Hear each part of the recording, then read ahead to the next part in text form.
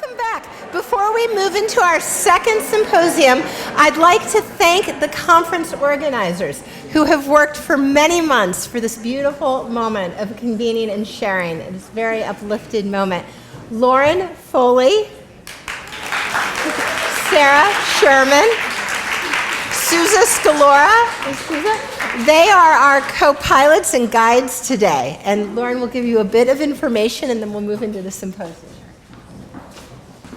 Hi everyone. I'd like to first thank all of you for coming here today. It's really just a moment of gratitude to be able to experience this, and to have educators fly in from across the U.S. is just something very, very special.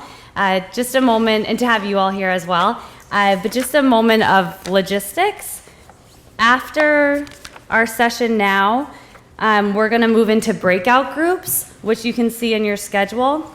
But then during lunch, we're going to have the Columbia Bookstore selling Lisa's book and also Jack Hyland's book that he wrote about his grandfather. So you'll have the opportunity to buy both of those if you would like. And we actually have lunch in 2 locations today. So we thought a nice way to do it would just be kind of, if you're sitting on this side, we invite you to join us in lunch in Everett Lounge, which is where the coffee was. And on this side, on the ground floor of Grace Dodge, which is our cafeteria. I mean, that's not set in stone, but just to sort of divide the group up. The same food will be in both locations, and it'll be very great. And lunch is treated also. Yes.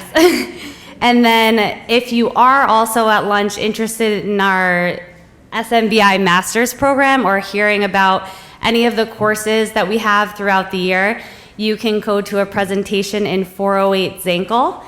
And the last thing, if you need a CEU, we will also be distributing those during lunch at the registration table. So I think that covers the announcements. Okay, now we'll move in. Thank you so much. Thank you, Lauren. And Sousa, wave, because you weren't here when we thanked you. Wave. Terrific. Welcome to the Symposium on Secondary Schools. We have 3 very distinguished, wise heads of secondary schools. Kai Bynum, currently at Roxbury Latin, moving to be head of Hopkins School in New Haven, Connecticut. Nancy Heuston, founder, and for 34 years, head of the Waterford School in Provo, Utah.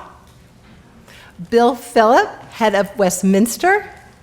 Very wise, very experienced, and generous to come today and share about spiritual life and practice in your schools. Thank you, Lisa. I'm not sure how wise I am, but I'm happy to be here. As Lisa knows, this is kind of a surreal experience for me. I was a student here. I went to Teachers College, and when I was a student here, I did the master's program in secondary independent school leadership. And a part of our challenge then was built so much around financial sustainability in schools and culture and ethnicity and demographics of schools, and trying to manage where schools are going to be going in the 21st century across independent schools. And for me, one of the resonating issues, or I don't want to say issues, but factors in how I saw schools and how I appreciated school life was the notion of spirituality. As a teacher, I started in public school teaching, and then taught at a number of independent schools. And I remember just being in the classrooms, wondering what is the quality that allows a student to really get it, to really feel connected to the community. For me, that was a thing. If the student is going to realize his or her potential in the classroom, oftentimes they feel connected to that community.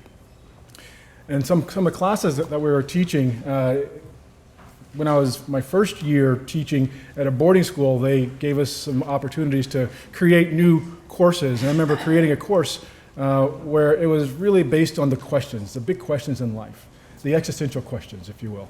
And it wasn't a philosophy 101 or religious 101, it was really just a questions course. And the kids, their hands shot in the air. I barely had to say a word. The entire 45 minutes, they talked and talked and talked and talked. And I remember thinking, there's something here. There's something here. These kids really like talking about these questions. When I moved to all-boys schools, I moved into a whole layer of assumptions around boys and how boys see or maybe don't see spirituality, how boys perceive, maybe not perceive spirituality. and which encouraged me to take a slightly different look at it and say, well, how do boys perceive spirituality, really? Many of us experience it in our classrooms. Those who don't have a chance to teach young men may feel like boys don't have spirituality. But that's not the case, obviously. So for me, it was a good opportunity to take a step back and ask, well, how do they perceive it? So as you see it up there, what do adolescent boys say about spirituality? What I did was I took a sample of 75 boys, narrowed it down to 52 boys from 3 different secular schools. 3 different secular schools from 3 different regions, so Philadelphia, New York, and Boston. These boys we controlled for socioeconomics and ethnicity. We did not necessarily control for religious background and spiritual identity. Once the volunteers came forth, then we allowed them to self-identify what they were, how they saw themselves in terms of religion and spirituality. And how that worked out was we had 44% of the boys in the study identify themselves as both spiritual and religious. 44% of the boys in the study identified themselves as just spiritual, and 12 said neither. But they still wanted to be a part of the conversation and talking about spirituality. So the first question, this is not going to be a conversation about all the studies here, but the first question I did ask was, what is spirituality? What is spirituality? So you're sitting in front of down to 52 boys who are juniors and seniors in high school, I should have noted that, and asking them this question. And as their answers came to light, I realized it's less about really what they're saying, but more how they're saying it, how they're associating themselves with spirituality. What language are they using that resonates across spiritual identifications, whether they see themselves as Muslim, Jewish, neither, nothing at all. What language am I seeing in all of the responses? In this case, you'll see, I noted a few words here, as you'll see, and I echo the gentleman who said this is done on a Mac, and you're getting the you're getting the not so clean version of that. I apologize, but you'll figure it out. The top is less important than the bottom. The bottom is the terms that the boys use in their definitions of what is spirituality. Terms like drive, terms like purpose, path, exploration, search, confidence, trust, connection, own, and self.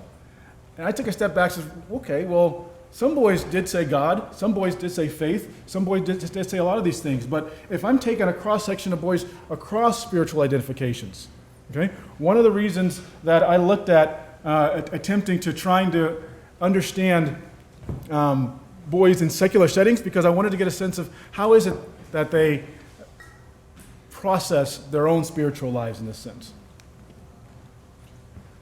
3 things came to light: connection, inquiry, and self-awareness.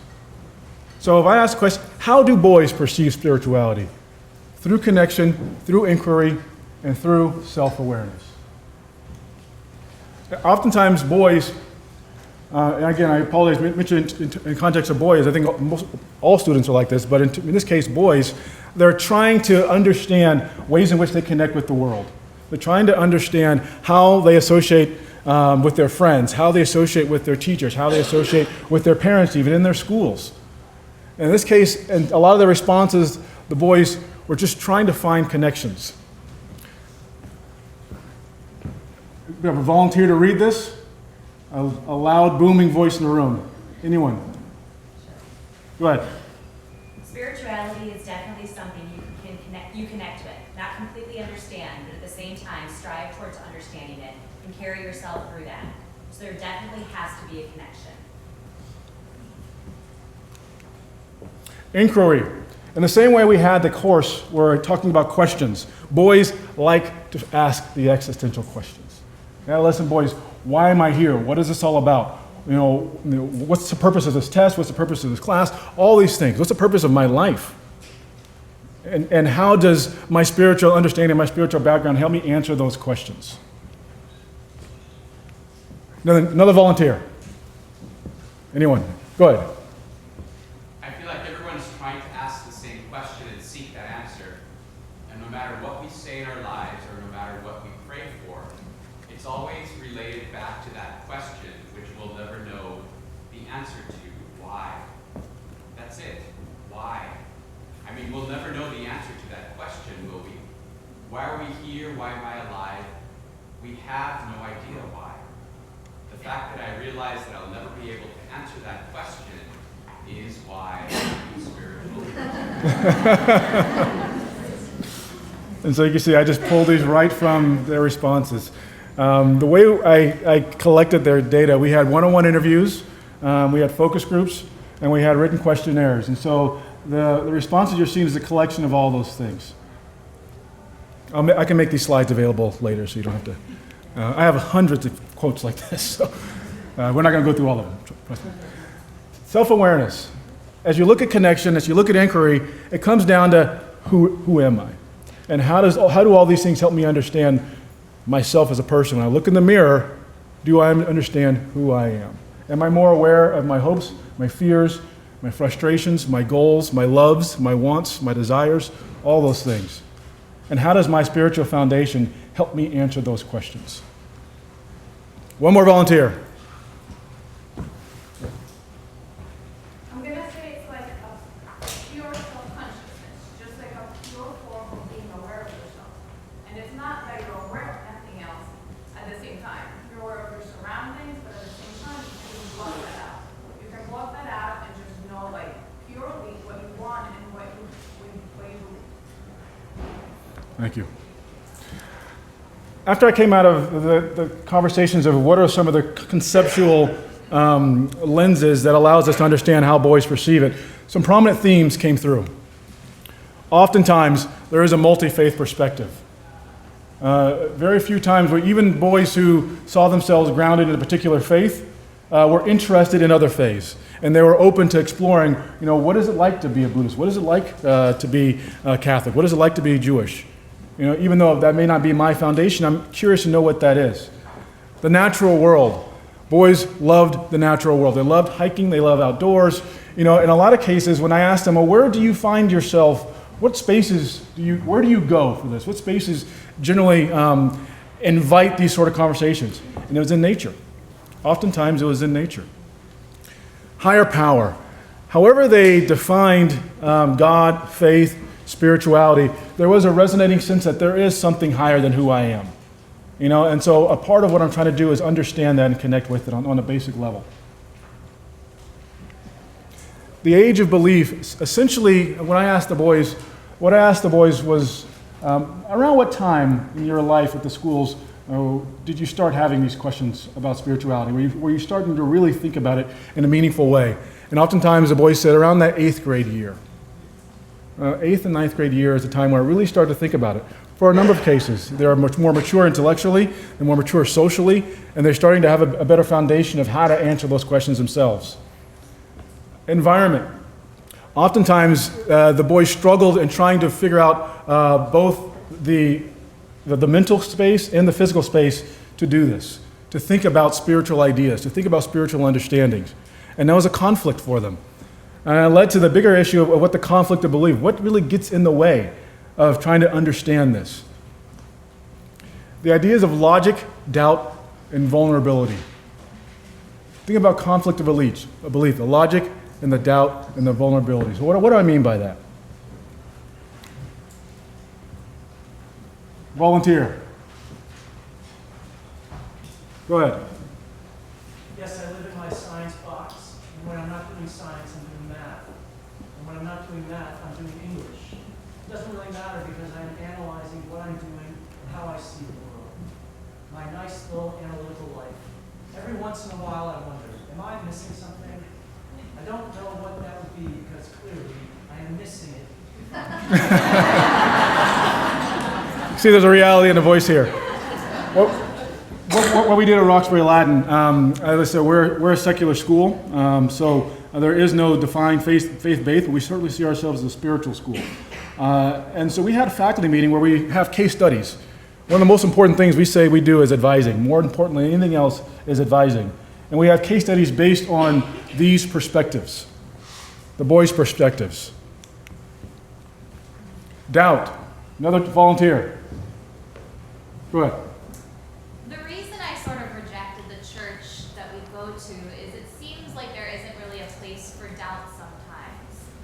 And to me, doubt is sort of the central piece to this idea of spirituality and this idea of discovery, this force or God that has some control over your life in some way. So you can see how that'd be a great example for a case study. If you're what would you say to this boy if he's in your office during an advisory meeting, if he asks you this question? Vulnerability. One more volunteer, please. Yes, way in the back. When you believe something sort of like world church, like Catholicism, like God or Jesus, you're putting yourself out there, and there's always going to be constant fear of being wrong.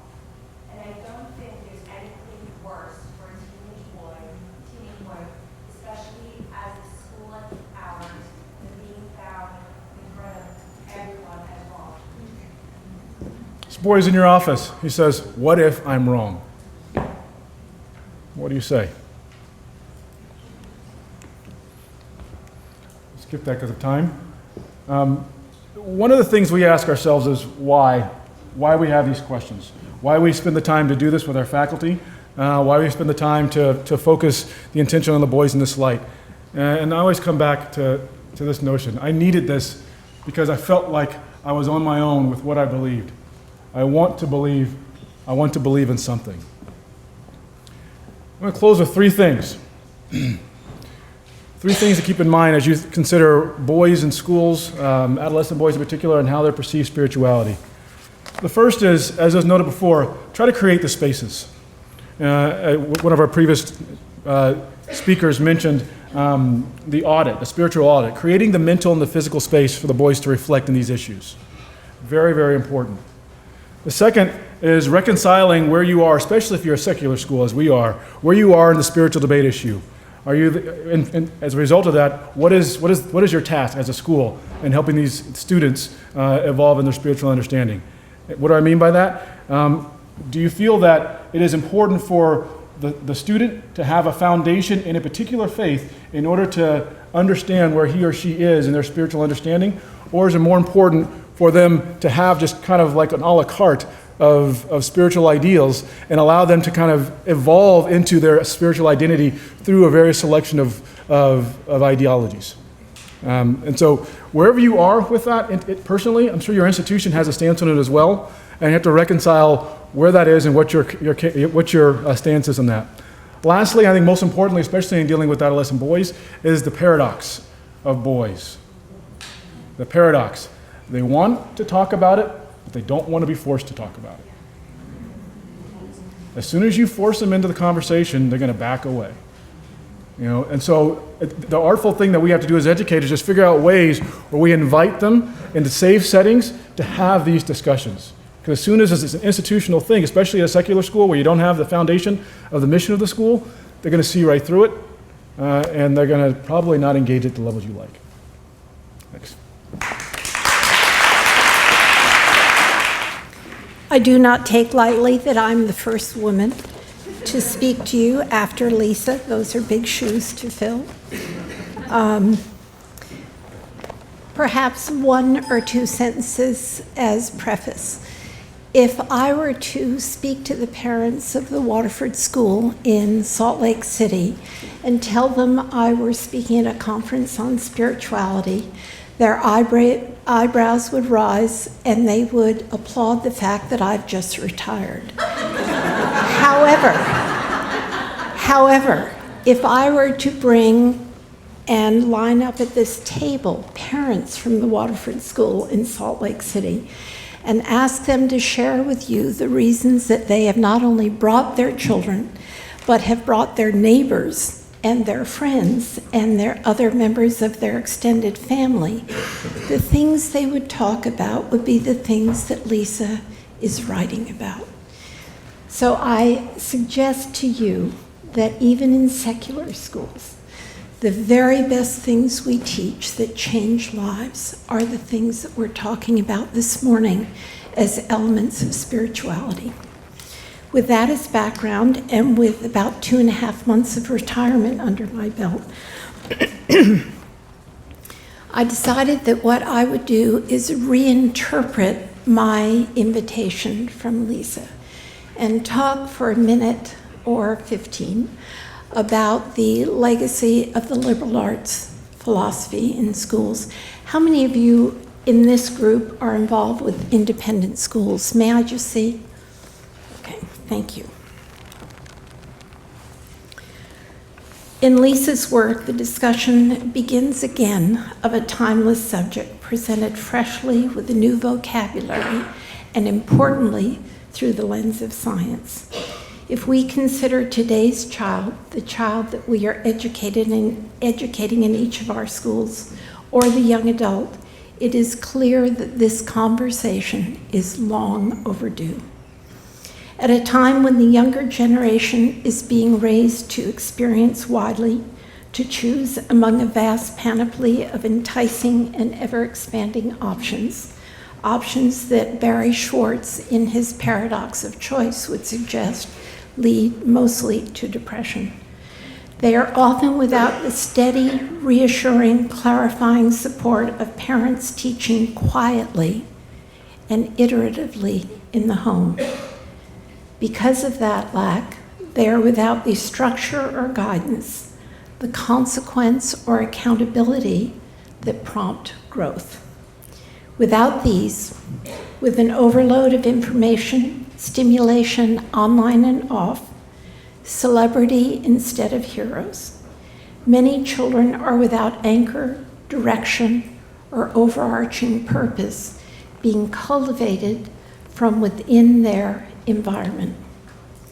In the midst of the maelstrom, Lisa establishes a beachhead.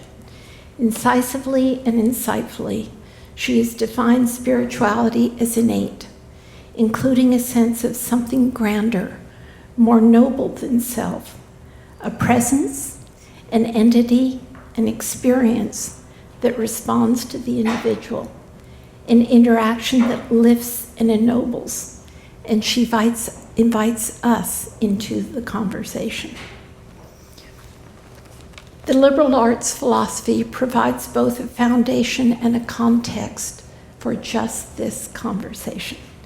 Many of our schools stand on this foundation that is hospitable to every good thing. The liberal arts speaks of enduring principles, of seeking truth through dialogue. The liberal arts affirms that we learn best by coming together as the youth did in the first academy in Athens, by studying the major areas of human inquiry and endeavor, and we do not back away from the term rigor, by learning to think deeply as we ask the hard questions. In liberal arts, we are to ask, to probe, and to reflect together. Here, the concepts of civilization, education, democracy, and their interrelatedness, the classification of sciences, the conceptualization of honor, beauty, and wisdom had their genesis. The timeliness and timelessness of the liberal arts philosophy has been refined and burnished and found to be relevant through the intervening 2.5 centuries. The liberal arts is more than a gem hidden in plain sight, brought out to be polished at the time of reaccreditation. It is an education about being changed by the truth we seek. It is the bedrock, I would contend, for the future. At a time when parents are particularly challenged by a technological present and future, they experience existential angst. Things are starkly different, and the difference is fundamental and qualitative, not just one of degree. Emerging technologies are making everything from individual molecules to the human to the planet itself design spaces. It is likely that the technological evolution and the concomitant changes in coupled institutional, social, economic, and cultural systems will be more challenging and complex than anything humans have yet experienced. Technologies are disruptive. It is impossible to predict their effect until they are embedded in our society.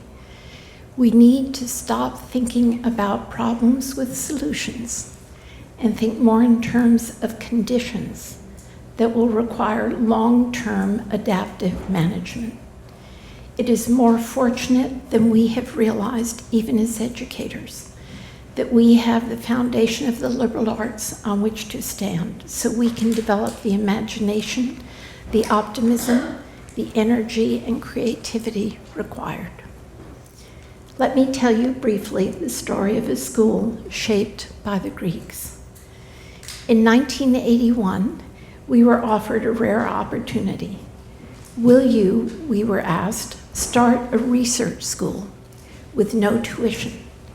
This is a school that would learn how children learn best, so that our partner, the Waterford Institute, could teach the youngest learners online, especially learners in the inner city and in emerging nations. With few resources, we were given a huge responsibility. We were asked to create the finest and make that the birthright through our partnership with the Institute of Every Child. Thank you. Let there be light. Who knew Lisa had this power?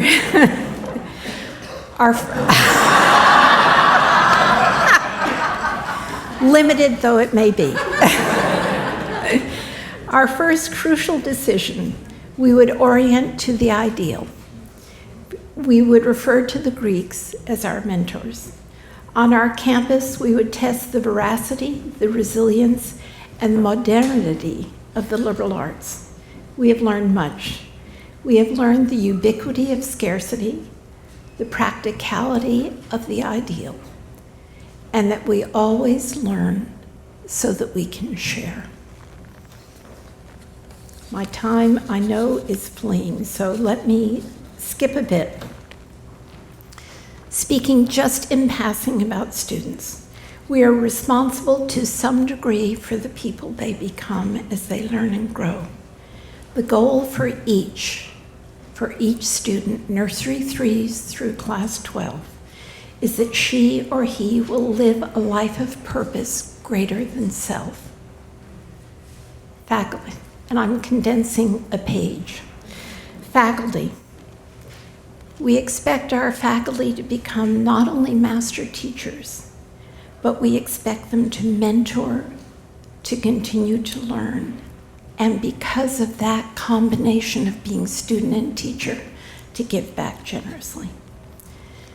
Perhaps of greatest interest would be our reliance on the Greeks in the development of program. In the early 90s, we merged. Some of you weren't even born then. I am feeling like the elder in this group. This would be 1990s. We merged 2 campuses, and I moved from one campus in Provo to our new building campus in Salt Lake City. I spent a lot of time in the classrooms because that's where I would choose to be. And I noticed that there was kind of a brittleness that was developing, that our students were sharp, they were competitive, they were tough. They wanted to finish first, and they wanted to be applauded for every step they took. A great description of that particular generation was, this is a generation that has never heard a busy signal. Never heard a busy signal. I realized that the difference was not in our school. What we were beginning to put in place in Salt Lake was exactly what we had in Provo. Same curriculum, same philosophy, same quality of teachers. But the difference, early 90s, was in the homes. This is when both parents were working out of the home, and culturally, we had not learned how to handle that. There was a lot that was written about latchkey children. We worried about the impact on children. We hadn't learned to overschedule then. That's the way we take care of it now. But at that point, there were a lot of children coming home to empty homes. We worried about that. At our school, it was the beginning of seeing divorces earlier in the lives of our children. We had very few divorces in our primary school until that point, and suddenly there seemed to be a rash just during that period. So we went back to our philosophical mentors, the Greeks, and the answer was there. The question, of course, was how could we work with families to help develop those aspects of it, not the intellectual, not the athletic, but those aspects of a child that make them peculiarly human. That's what we were missing. That's what we noticed by its absence. And the Greeks nailed it, as they do.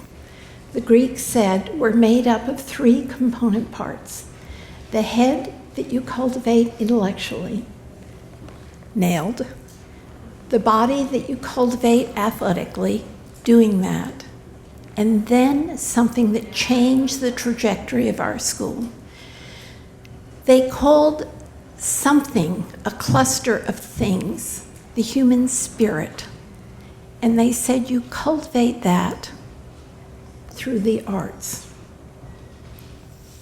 Based on that idea, and at great expense, we determined that by the time students began middle school, they would spend 1/3 of their day in math and science, 1/3 of their day in the humanities, and 1/3 of their day in the physical and fine arts.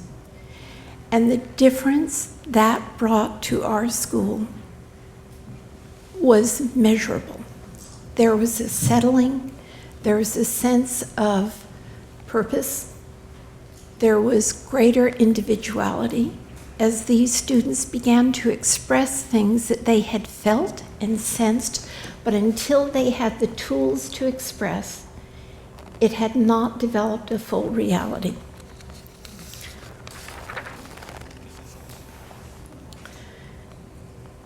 The effects are these. The environment was settled. We receive arts awards at the national level that impress our parents, but seem just kind of natural, almost evolutionary to our students. Our students are beginning to express the inexpressible. It is a multi-directional education. It is preparation for an unknowable future.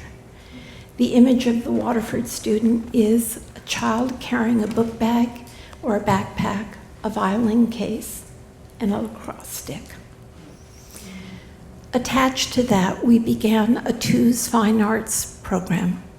We wanted to discover how the very youngest child learned. And by our observation, they learned through their senses. That would be the arts.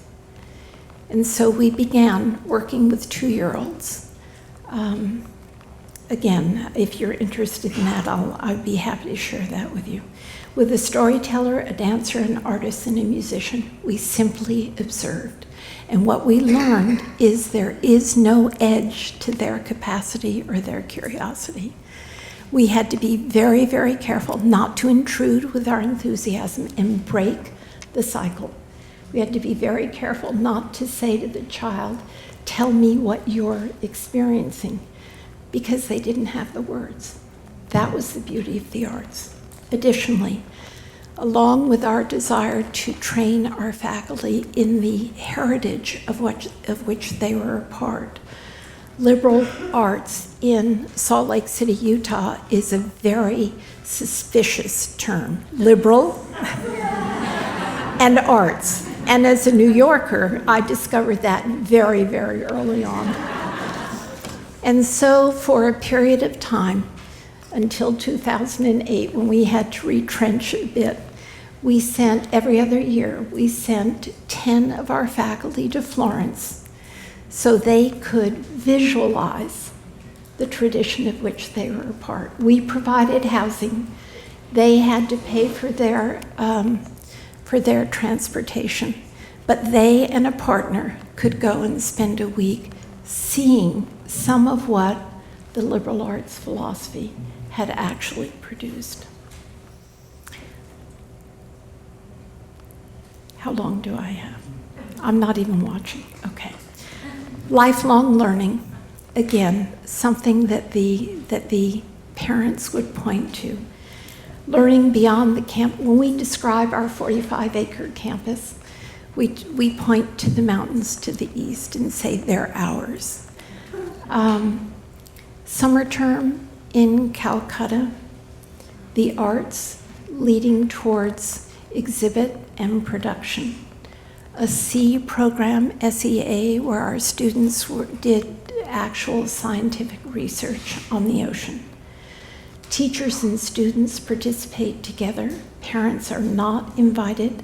The relationship of teacher and student learning together is the closest thing I know to the bond that parents and children have together. And we will not merge those two. We protect those. Learning together in nature, learning a new culture, that bond is, I believe, indelible. They prepare. They sit down in the evening for a snapshot of the day they've experienced in Calcutta. That was absolutely crucial. We go back every other year and we work with Mother Teresa for these juniors and seniors to have the experience that was so consuming, and then to be able to share a bit of it, to sort of process it with their friends, and then to write and draw for half an hour in their journal, again, as a way of processing. So when they came back, they could talk about this in a way that would be transferable, not just emotional. In summary, students, faculty, and parents all yearn for nobility. Or, given this conference, I might say spirituality, which I've come to believe is two-way transcendence. The parents assume academic and artistic and athletic, but cherish the feeling of the campus.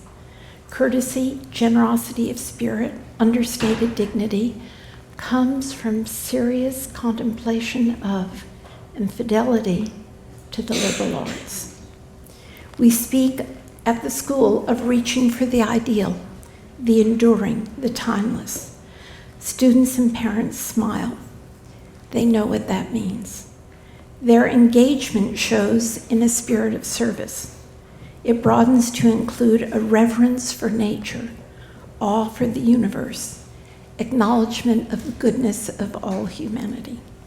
Within families, this manifests in a belief in the divine, in a person, in an idea that inspires, that lifts sustainably and dependably, in a faith in some other that builds on itself toward nobility. In the Republic, which I believe is the primary document for the liberal arts, Socrates suggests that as we question in the search for truth, we become part of a grand dialogue that enlarges and elevates. Sounds like this conference. Sounds like Lisa is in good company. Liberal arts schools share a remarkably elastic heritage that stretches from the ancients to the far future.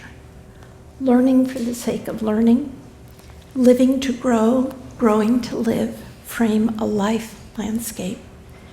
Fidelity to this heritage demands that there must be focus on knowing intellectually, pondering to understand, then living discovered truth and being changed toward wisdom. I get it. I have one more sentence, or two, or three. Thus, a school fulfills its classical and traditional and contemporary purpose, to provide a place, as Andrew Del Banco at Columbia University would say, and a time for a young person to read and think, to explore and question, to discover, to begin the lifelong process of mastery, to determine what is most meaningful, and to prepare to live a life of grand purpose. Thank you.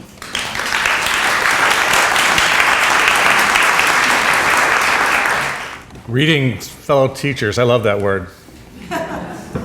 Teaching is such great work, and being in your company is a privilege. Thank you, Lisa, for coordinating this conference, and thank you for inviting me. Already we've experienced a remarkable morning together. Like Nancy, no PowerPoint, no video from me, just some comments, the old-fashioned model.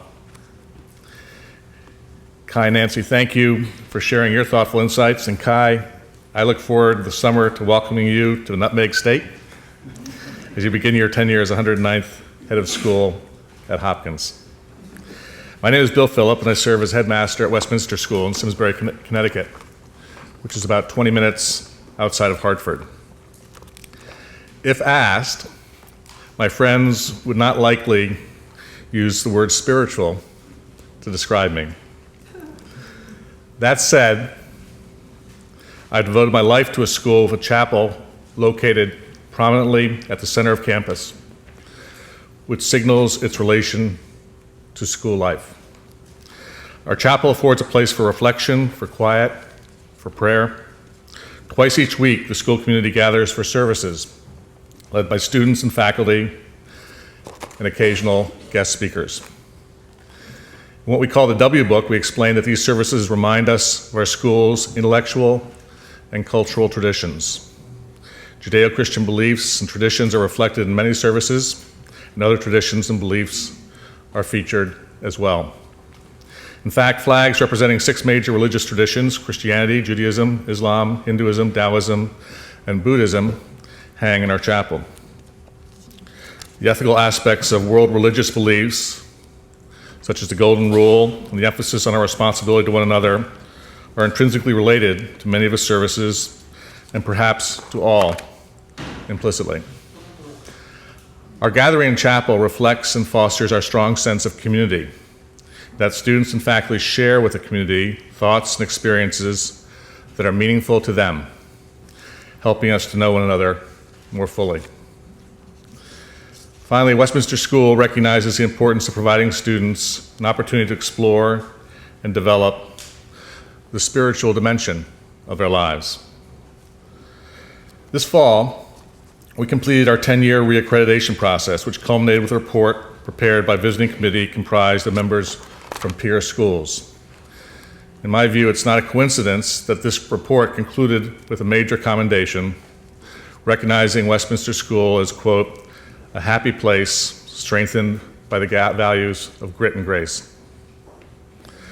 Westminster is a co-educational school, 390 students, grades 9 through 12, including a few postgraduates. 70% are boarders and 30% are day students. 17% are U.S. students of color, and 15% are international.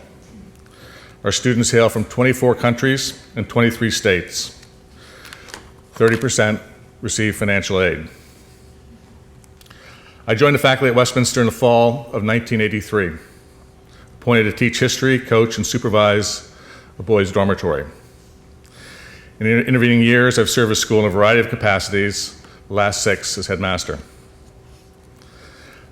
The statistics and short personal biography that I just shared in no way capture the ethos that distinguishes Westminster School, where we spend a lot of time focused on our core values of community, character, balance, and involvement, as well as our motto of grit and grace, and even our mascot, which is the martlet. Along with great schools, we offer a terrific academic program, but our program extends intentionally well beyond the classroom as we seek to prepare our students for successful, meaningful, and gratifying lives. And our chapel program plays a critical part in that process. Joining both the 12th grade lawn and the commencement lawn, the spiritual space of Andrews Memorial Chapel resonates for alumni of Westminster School as a symbolic representation of our school's inspiring ethos and distinguishing values. In fact, Andrews Memorial Chapel is the 3rd chapel at that location. Hay Memorial Chapel, named after John Hay, whose son attended Westminster, was first dedicated in 1902 and burned down in 1904. The Hay family then made another gift to rebuild the chapel in 1905. As Westminster grew in size, from around 100 to as many as 160 in the mid-1950s, Hay Memorial Chapel could no longer accommodate students and faculty. So in 1962, it was replaced by Andrews Memorial Chapel, which today comfortably accommodates our students and faculty. Fundamentally, we cultivate, nourish, and celebrate our community in this chapel space. In many ways, our chapel program encourages us to reflect beyond our own personal concerns, to think of others, to appreciate their sacrifices, to be compassionate, sensitive, inclusive, and aware. Simply put, while in Andrews Memorial Chapel, we learn many lessons about the values at the foundation of a successful community. Lessons that will help students to make a difference in their endeavors in the world beyond our campus, the world that they are reminded of every day as they gaze from our perch atop Williams Hill out in the beautiful vista over Farmington River Valley, visible behind our chapel. Importantly, although our school sustains a twice-weekly chapel program, our chapel program is entirely student and faculty run. There is no chaplain on our faculty, no on-campus expert in spirituality. So in order for our chapel program to thrive, our school community, both students and faculty, must be committed to it. A faculty advisor, along with members of our student chapel organization, which is called the John Hay Society, coordinate our chapel program. Standing at the end of pews, members of the John Hay Society serve as ushers while members of the school community arrive for each service. In deference to the respect accorded to 12th grade students, the first 5 pews are reserved for them. Each service starts with the president of the John Hay Society and the president of the student council walking together down the center aisle of the chapel to their front row seats. At the conclusion of each service, after we sing the school's recessional, the presidents of the student council and John Hay Society, followed by the 12th grade, lead our school community from the chapel in pairs. Some students even linking arms as they exit from opposite pews and walk out of the chapel together. Of course, depending upon the speaker's topic, the spiritual component of each service can vary. Some topics are quite powerful spiritually, perhaps addressing issues related to a deeply personal loss, whereas others are more practical, addressing day-to-day matters, for instance, advice getting along with your roommate. In an effort to provide a foundation for our school year, in my opening chapel address this fall, I spoke about what we mean by our core values of community, character, balance, and involvement, and our motto of grit and grace. So as to offer some insights as to how we seek to cultivate our school's ethos and culture, and I'll share a portion of those remarks. We are first and foremost a community. We ask that you always consider what is best for this community. In doing so, we support each other, and each of us becomes enriched in the process. Communities are made up of individuals, and in our small school community, character matters a lot. In fact, what kind of person you are matters more to us than whether you earn A's or B's in your classes or whether you are victorious in athletics. Our core value of balance highlights the importance of stretching beyond the familiar, of not focusing on just one area of comfortable expertise, but striving to maintain a balance in your life. Finally, our core value of involvement underscores the importance of your committing to the school community enthusiastically. In the process, you enhance your own experience here, you sustain our classes and student organizations and teams, and you prepare to become an active contributor to the world at large. Our core values, community, character, balance, and involvement, remain our touchstone. They complement each other, and we measure everything we do against them. All of us can live a fulfilling life by adhering to these core values, just as we can by the inspiration of our motto of grit and grace. Translated into the colloquial from the Latin virtute et numine, grit and grace has become Westminster's hallmark. The words grit and grace are present everywhere on campus. As you all know, recently there's been a lot of discussion of the importance of grit for success in life.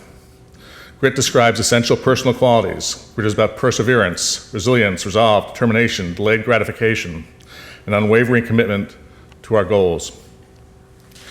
Grit is what you call upon at those moments of setback or failure. With grit, you are equipped to overcome life's challenges. Fundamentally, grit encompasses attributes of self-improvement, attributes that prepare you to become a more successful person. If you work harder, if you study harder, if you practice harder, you will enjoy more success. Grit is about you and what you can do to improve yourself. While there's been written about the importance of grit lately, that our motto includes grit impresses many people. In my view, though, A successful life cannot only be about grit. Without grace, grit is selfish and self-absorbed. Grace is about your awareness of other people, about thinking beyond yourself, about what you can do to support someone else, what you can do to make a difference for someone else. Can you suspend your own perspective and adopt non-judgmentally, for purposes of understanding and appreciation, someone else's perspective? Those who are empathetic are filled with grace. You display grace when you adhere to a personal ethic of integrity, when you respect others, including those who seem different than you, when you insist on playing fairly and exhibit sportsmanship. Yes, grace encompasses as well the small daily courtesies we extend to other people, greeting others in a friendly manner, holding the door, taking our hats off when inside, and being polite and respectful. These common courtesies signal that we respect other people, that we are thinking beyond ourselves, about how we might dignify someone else, about how we might make someone else's day a bit better. Grace underscores the importance of being kind, courteous, respectful, and selfless. Grace is essential to any successful community, organization, or institution. With grace, we are a community. Without grace, we are alone. At Westminster, in addition to chapel service, we gather on a regular basis as a school community, for instance, at assemblies and family-style meals. Throughout each day, whether in classrooms and studios, on stage, on teams, or in residences, we interact with each other, learning to share, to listen, to appreciate, to cooperate, to compromise. We practice the lessons essential to interacting with other people, and in the process we affirm the importance of grace. These lessons are especially relevant preparation for the challenges facing our world today. Our world would be a better place, a more stable place, a more prosperous place, and a more accepting place if more people embrace the qualities associated with grace. So in my view, as much attention as grit has been receiving lately, grace deserves the same or even more. With students from 23 different states and 24 different countries, we share a magnificent campus with people from distant homes, from different cultures, from divergent personal and financial circumstances, who speak different languages and cherish different customs. In our day-to-day life at Westminster, we strive for an inclusive, welcoming perspective, a perspective that celebrates the diversity which defines our campus community and our larger world. A perspective of that sort is filled with grace. The New York Times editorialist and popular author, David Brooks, recently published a best-selling book titled The Road to Character. In that book, he identified two different types of virtues, both of which he attributed to Adam and Eve. In a school setting, these virtues might be summarized as the virtues which one highlight for admissions and the virtues which are celebrated at reunions. Application virtues emphasize grades, teams, performances, leadership positions, and activities that enhance a college application. Reunion virtues, though, are deeper. Reunion virtues are qualities of character that classmates recall when they gather for reunions. Whether you were kind, brave, honest, and faithful. Simply put, how much you care about other people, the nature and quality of your relationships. While in the long term, most of us might agree that reunion virtues are more significant, we spend a lot more time cultivating our application virtues than enhancing the legacy of our personal relationships. What are some of the attributes for which classmates are remembered most admiringly at reunions? In The Road to Character, David Brooks explains that those classmates who are most admired have an internal moral code, a strong sense of right and wrong, even if doing the right thing is not popular. They seek to do good for others. They sacrifice personal gain for the well-being of others, understanding that one must give in order to receive. In doing so, they embrace an inner humility through a willingness to confront their own weaknesses and an acceptance that failure leads to learning. Fundamentally, those who pursue reunion virtues understand that what is most gratifying in life is not winning victories against other people. Instead, the most gratifying moments occur when we win victories over ourselves by overcoming our own weaknesses and in the process earning self-respect. Inner triumphs matter more for these classmates than external triumphs. Often at the start of each new school year, we have a tendency to become self-absorbed, worrying about how we will do in our classes, on our teams, and in our performances. We tend to focus on the qualities associated with grit, which are so helpful for success in school and life. Grit will advance you in this world. However, grace will define your legacy. If you work hard and remain selfless, you will lead a very successful and a very fulfilling life. Together, grit and grace offer a motto for life. As revealed in these remarks from our opening of school chapel service, our core values of community, character, balance, and involvement, as well as our motto of grit and grace, seek to define a cultural ethos within our school community. Significantly, our chapel program plays a critical role in affirming that ethos. One more observation about our mascot. A martlet is a footless bird that always remains in flight. What does a martlet have to do with the core values as well as with our motto of grit and grace, or for that matter, spirituality?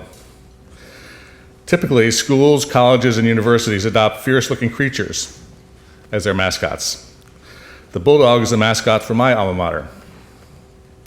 Although lovingly named Handsome Dan, what an ugly dog. Its features seem as if they were sculpted while playing football games without a helmet. Martlets appear in Shakespeare's Macbeth, Act 1, Scene 6. This guest of summer, the temple-haunting martlet, does approve by his beloved masonry that the heaven's breath smells wooingly here. Martlets are creatures of mythology, footless birds, always in flight, except when they are in the chapel, where the heaven's breath smells wooingly. Interestingly, and to emphasize that the martlet's only place of rest is the chapel, if you look closely at depictions of our mascot, you'll notice that the bird has no feet, except on the shield over the entrance to the chapel.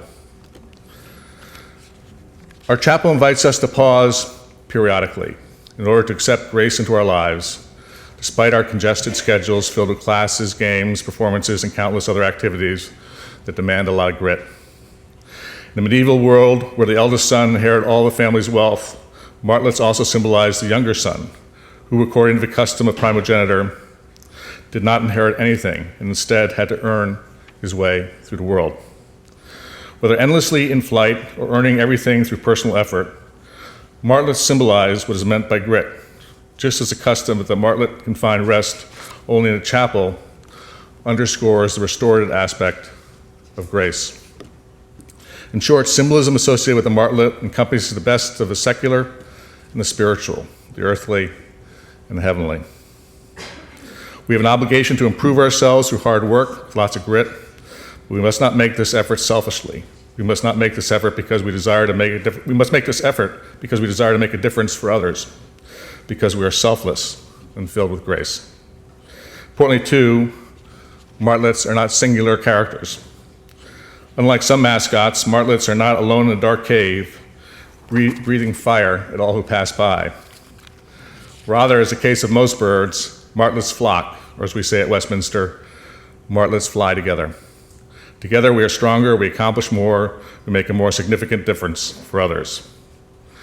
In short, through symbolism, form, and ethos, or alternatively through mascot, motto, and mission, we seek to inculcate lessons which will extend well beyond our students' short time on our campus. Andrews Memorial Chapel remains the classroom where many of the most important of those lessons are taught. Thank you very much.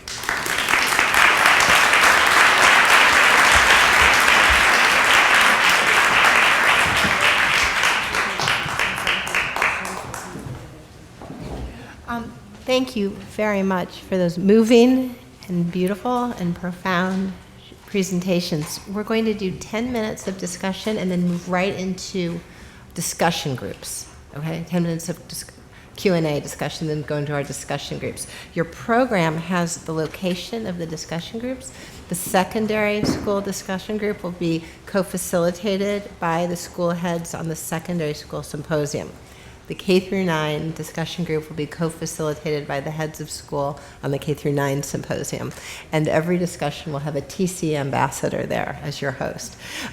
So let's do 10 minutes of real digging in, and then we'll go to discussion group. Great. My question is, given what Dr. Miller's research demonstrated about the sharp-tooth culture that we live in, where in Marin County, for example, we have attractiveness, cruelty, substance use, and exploitation of women as social values. How do your schools encourage students to leave campuses and practice the principles that they're being taught in their respective communities? May I respond? I think that the overarching theme of the school, which is live honorably, love beauty, seek wisdom, allows for a kind of interpretation by faculty and by program. So the students, by their nature, want to leave and practice some of the things they hear about. So the sign-ups for something as exotic, they think, as Calcutta, lines up right next to weekly tutoring in the inner city. It's not a question of how do you encourage them to leave. Their instinct is to leave and practice these things that they keep hearing about and then come back and share. I'll answer that as well. A part of the questions, as I mentioned before, is trying to locate meaning and significance in their lives. And as currently I'm in an all-boys school, and a huge portion of the community, it revolves around locating meaning and significance in their lives. We try to connect that with meaningful service work and having the students lead and encourage it. So a couple years ago, actually a couple students, you heard some of the responses, started an activity with the local funeral homes, where they would bring together a group of boys and serve as pallbearers for those who have passed without anybody in their lives. And they did it without having any sort of publicity, no newspaper, no nothing.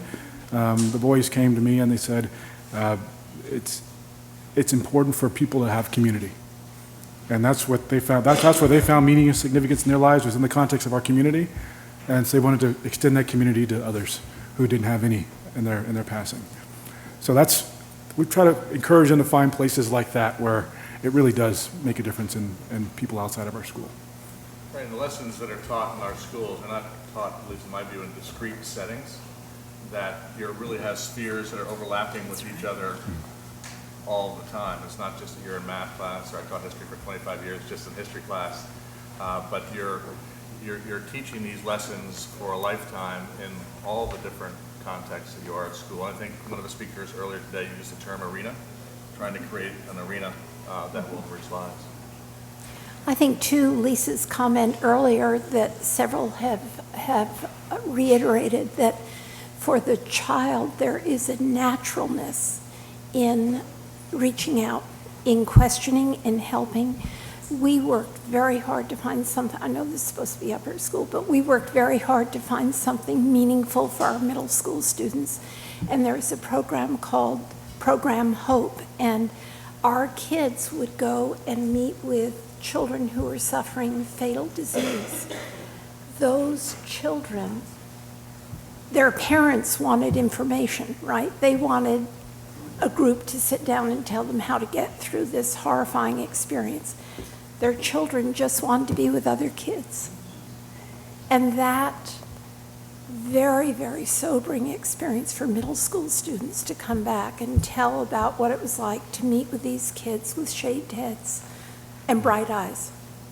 Yeah, it's wonderful. There's an obligation, I think, in our world today for independent schools to get out into the community of civic engagement. Some people talk about public purpose, and that's what's being described in each of these contexts. And that's very much a two-way learning street. Yes, some of our students are volunteering their time and making commitments to support other people, but they're also learning really powerful lessons in the process, and that reciprocal engagement, I think, is critical to what our schools do.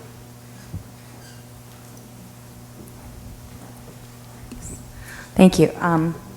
I was just curious about how you ensure that messages around spirituality in your school are not secondary to sort of the academic achievement, college placement. I was just on a plane on the way here from Cleveland, and I ran into one of parents from my former independent school, and she was sharing how, you know, she was hoping that her daughter was going to get scholarship money because that's exactly why she put her through 12 years of independent school, and that was sort of a primary goal. So with all those mixed messages that are in independent schools and college preparatory schools, how do you ensure that the spirituality messages are not secondary? For us, the main place we do it is our advising program, as I mentioned earlier in the talk, and then understanding what it means to be a spiritual school and not so much a church school. It's okay to say you're secular, but then what does it mean to be a spiritual school?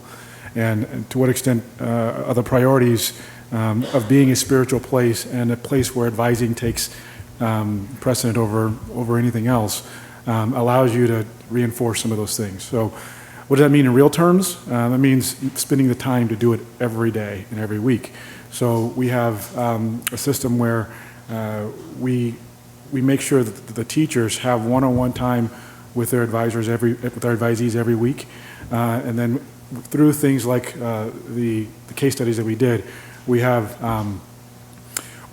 framed questions or reinforced terms that we would like our advisors to bring into conversation more and more, and with the understanding that the goal is just the question, not so much the answer on the other end, and not so much making sure that the student is directed towards this point or that point, but that his mind, in this case, his mind is open to the exploration. And he understands that even if you get, this grade or that grade, or you do poorly on this performance on this in this game, it's a part of a bigger picture. And if you can keep the bigger picture in context, keep it in context of the bigger picture, then the goal that you have in terms of figuring out who you are and what you want will be realized. So we spend a lot of time in our advising programs making sure the teachers are pushing that to every time they meet with their advisees. I had a comment on this that had to do with supporting the children and supporting the parents. And I also just want to be mindful that we are supporting the teachers in their own journeys, their own spiritual journeys, their own life journeys, the things that happen to all of the professionals who are working with children. And I think it's very helpful that children also know that the adults who are teaching them are going through their own life issues. And when we can provide for teachers supportive environments, I feel like I'm on a turnaround. In my experience, when we can provide for teachers opportunities where they can feel safe with their peers to experience how their own personal experiences have affected their professional experiences as they go through life and as they are changing, it's unbelievably helpful for them to keep their energy and their invigoration regarding their jobs and their purpose. And I think that it's just a very important, we expect so much from the teachers in their teaching, and everybody has their lives that need to be addressed so that they can do their best at whatever point in their own journeys they are. So thank you for that. It's hard not to add to that. So quick 30, because you're 100% right. I mean, when we're going through our case studies, we spend more time talking about where teachers were with the same questions, and not assuming that we've got it all figured out. And so we're going to assume that space for the students is that the dialogue is open. And so I agree with you 100%.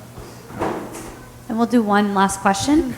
With that attention to faculty, it's really a systems question about how you bring all of this spirituality in holistically. So you can't have teachers operating on a do as I say, not as I do. I will deplete myself completely and not attend to my own growth, and I want you to believe that yours is worthwhile, right? That doesn't work. So I wonder, since now you've told us you include the teachers and the parents, and you have this whole culture, how does the spirituality affect the way that you do the math and science learning in those thirds? Fine arts is a subject, but when you're doing the things that the rest of society is calling the hard skills, the requisite things, how does the pedagogy become infused by these values so that even the instructions are a kind of unfolding or assist in the unfolding of this awareness of how we can grow and learn? Quickly for us, it factors back to, this is a great question because we were thinking about this as a school in our opening meetings this year. If you look at the ideals of inquiry, connection, and self-awareness, how pedagogically that can allow you to do a number of things in the classroom. Not only how you teach, are you a Harkness method, are you group learning, are you project-based, whatever. And then to what extent do those methodologies, are the kids seeing how that's actually connected to something deeper? Is it about this lab experiment, or is it about your interaction with this boy? And so you're learning who he is, he's learning who you are, and because of that, you're actually connecting on a much deeper level. And yeah, this is the muse for that, but this is the most important thing. And that reflected across all classes, across all activities, there is an ethos that evolves from that. Same with inquiry. Yeah, why am I answering this question? Well, how does this really help me understand who I am as a person? Across all disciplines. So we try to use those three touchstones as ways for us to think about our pedagogy a little differently, but also think about interdisciplinary connections differently as well. I would just add also, that in my view at least, the best teaching is not based on one-dimensional relationships. As the teacher and the student come to know each other more fully, there's better teaching, there's better learning. Thank you all very much.